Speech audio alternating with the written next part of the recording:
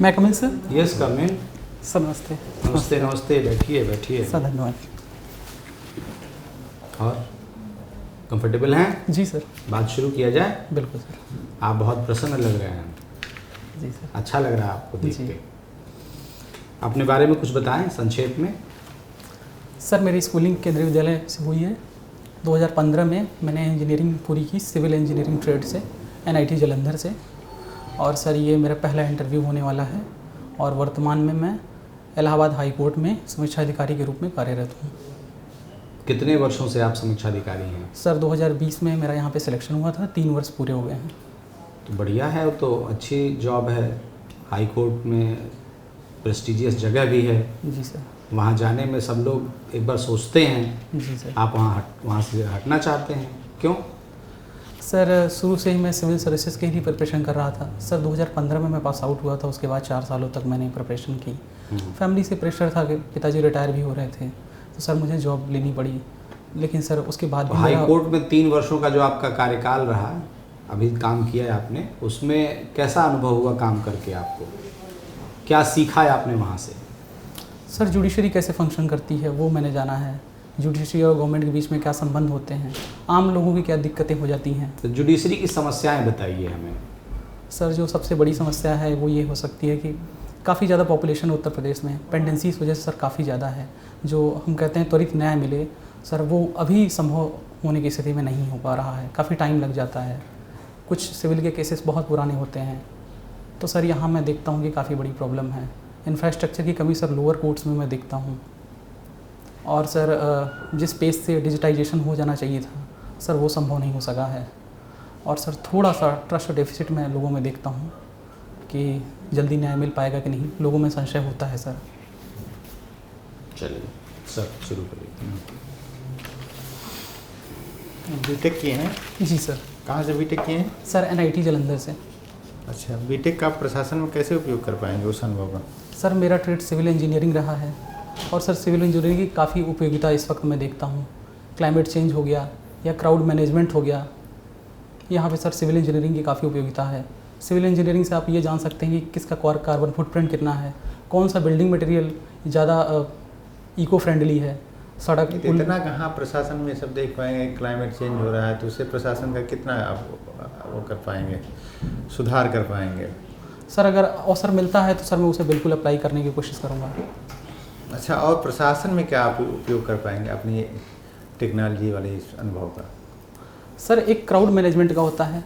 प्रयागराज में हर वर्ष माघ मेला होता है, काफ़ी संख्या में लोग आते हैं। टेम्परेरी एक शहर बसाया जाता है, लोगों की ज़रूरतें होती हैं, चाहे सीवेज हो गया, वाटर की रिक्वायरमेंट हो गई, वेस्ट डिस्पोजल हो गया। सर इसमें सिविल इंजीनियरिंग का ठीक ठाक रोल होता है, कैलकुलेशन के टर्म में, एक्सीडेंट को अवॉइड करने के टर्म में। अच्छा अच्छा, आप सुने e governance, good governance, ethical governance, जी सर। तीनों सुने होंगे। जी सर। क्या है इन तीनों में अंतर? सर ई गवर्नेंस बेसिकली होता है कि ICT का इस्तेमाल करके लोगों तक वो सारी सर्विसेज पहुंचाना जो सरकार की जिम्मेदारी है लोगों को देने का।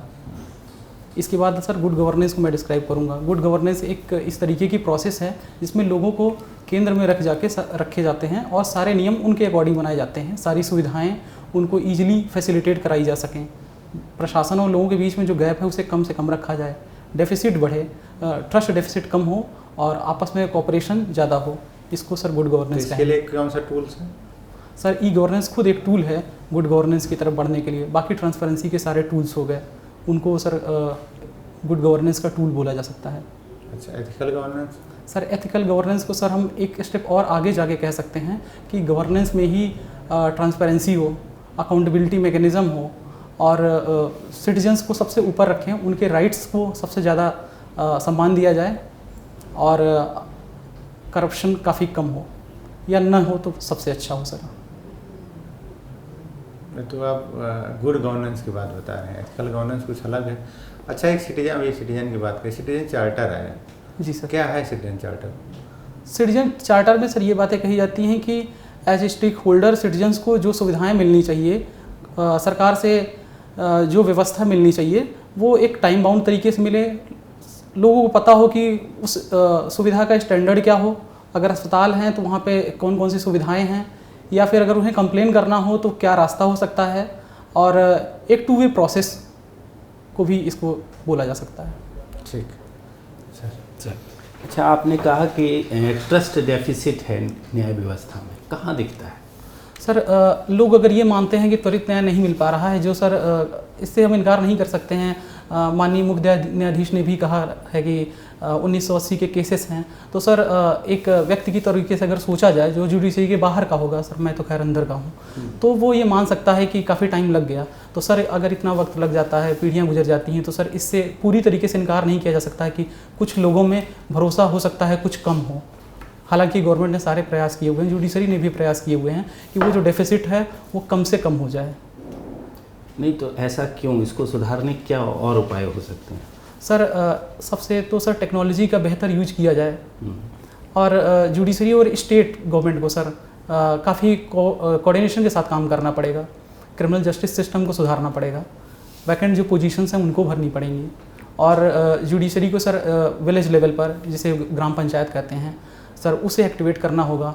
और जो लोक न्यायालय, सर मैं शब्द भूल रहा हूँ, सॉरी सर मैं शब्द भूल रहा हूँ, तो ये एक व्यवस्था होती है कि लोगों को लीगल सपोर्ट दिया जाता है। और ग्राम पंचायत की क्या भूमिका हो सकती है?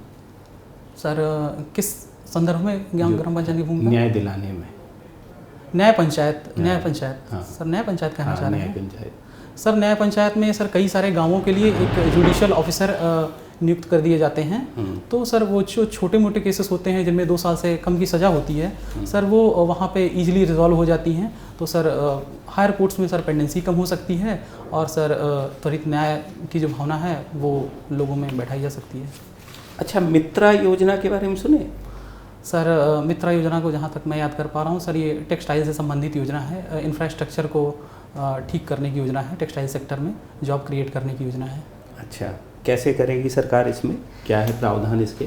सर मेगा पार्क्स, टेक्सटाइल के मेगा पार्क्स इस्टेब्लिश किए जाएंगे, और इंफ्रास्ट्रक्चर को इम्प्रूव किया जाएगा, स्किलिंग की व्यवस्था की जाएगी, इजी लोन दिए जाएंगे, ये सारी चीज़ें हैं सर इसमें। अच्छा, उत्तर प्रदेश में इसको लागू किया जा रहा है या नहीं? सर उत्तर प्रदेश में लागू किया जा रहा है।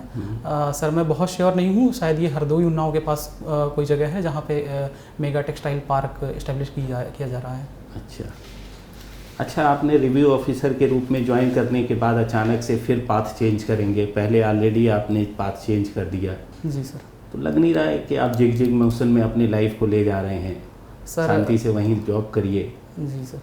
सर आपकी बात को सर मैं थोड़ा पीछे से जवाब दे रहा हूँ। सर मेरा ओरिएंटेशन सर सिविल सर्विसेज के लिए शुरू से था, लेकिन सर फैमिली प्रेशर था कि इंजीनियरिंग साइड में जाके कम से कम कल के दिन फैमिली प्रेशर आता है कि आप IAS बनिए या फिर एक तरह से आप इसी में रहिए, तो आप जॉब छोड़ देंगे क्या? सर मिडिल क्लास में सर कभी फाइनेंशियल प्रॉब्लम को छोटी प्रॉब्लम नहीं कही जा सकती है। सर मैंने उसे उस वक्त कंसिडर किया और मैं इंजीनियरिंग में गया, वहाँ एक्सपोजर मिला, तो मैंने खुद अपना डिसीजन लिया कि मुझे वही परस्यू करना चाहिए जो पैशन है।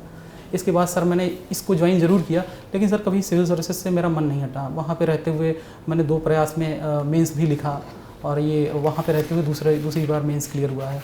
अच्छे प्रशासनिक अधिकारी के क्या गुण होने चाहिए? 5 गुण बताइए। सर इंटीग्रिटी को मैं नंबर 1 पे रखना चाहूँगा। इसके बाद उसके अंदर एम्पैथी होनी चाहिए, डेडिकेशन होना चाहिए, अपने आप को लगातार इम्प्रूव करते रहना चाहिए, और एक सेल्फ असेसमेंट की भावना भी रहनी चाहिए।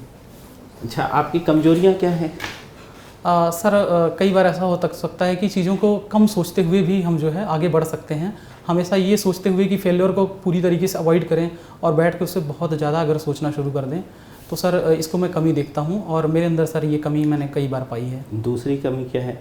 सर दूसरी कमी ये हो जाती है कि मैंने सर देखा है कि कई बार रैशनैलिटी को मैं थोड़ा सा ऊपर रख देता हूँ सर, इमोशंस को, जबकि आम इंसान की ज़िंदगी में और एक बेहतर जीवन जीने के लिए सर दोनों का बहुत अच्छा बैलेंस सर हो, तो मैं मानता हूँ कि दूसरों के लिए भी वो लाइफ अच्छी होती है, अपने लिए भी अच्छी होती है। हालांकि टाइम के साथ मैंने इसमें इम्प्रूव करने की कोशिश की है और कोशिश करता भी रहूँगा। अच्छा, PDS सिस्टम आपने नाम सुना होगा, पब्लिक डिस्ट्रीब्यूशन सिस्टम। सर सुना है। ठीक है, इसमें क्या कमियां हैं वर्तमान में? सर PDS सिस्टम में सबसे बड़ी कमी जो मैं देख रहा हूँ वो एक्सक्लूजन की कमी हो जा रही है, और डिजिटाइजेशन जिस पेज से बढ़ा है, जो बाकी दूसरे इंफ्रास्ट्रक्चर हैं वो उसी पेज से नहीं बढ़े हैं, जिसके कारण एक्सक्लूजन आ रहा है।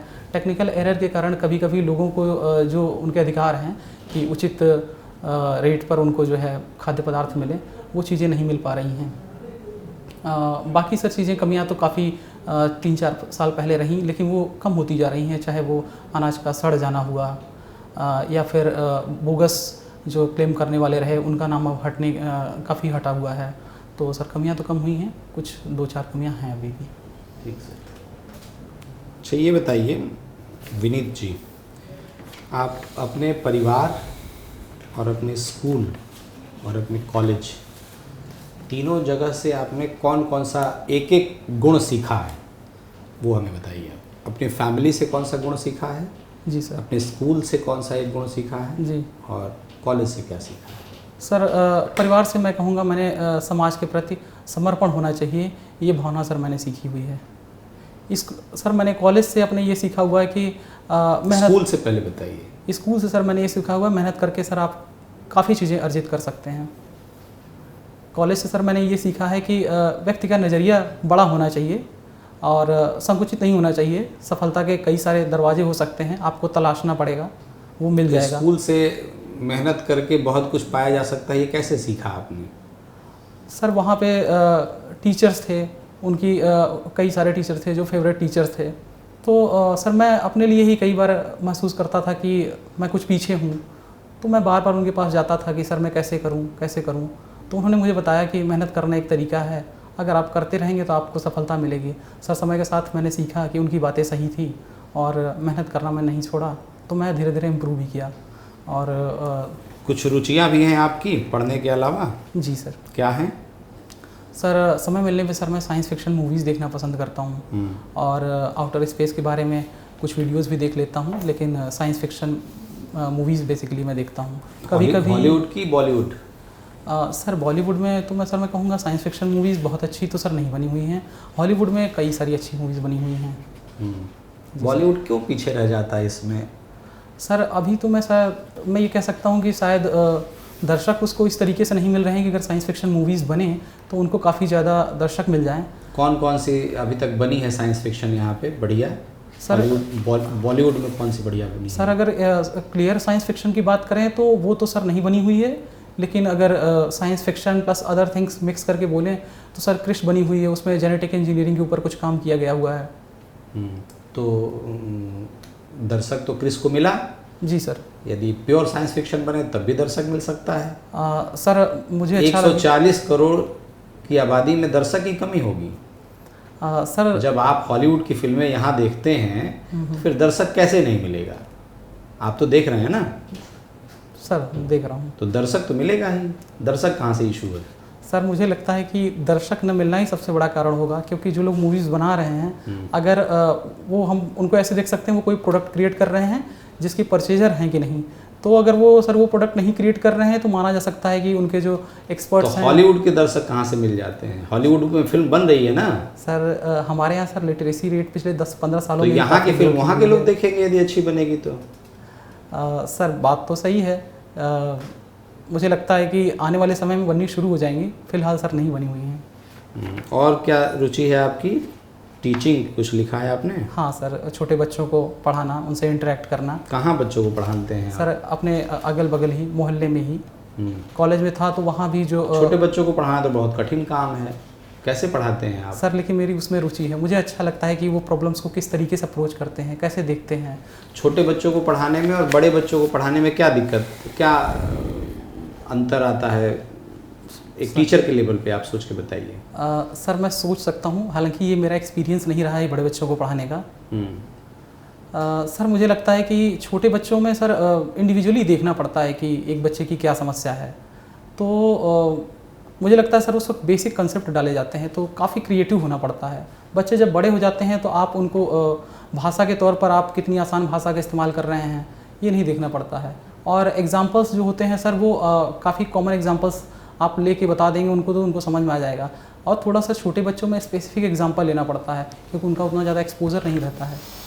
ठीक है, ओके, थैंक यू, जा सकते हैं सर। धन्यवाद सर, नमस्ते सर, नमस्ते।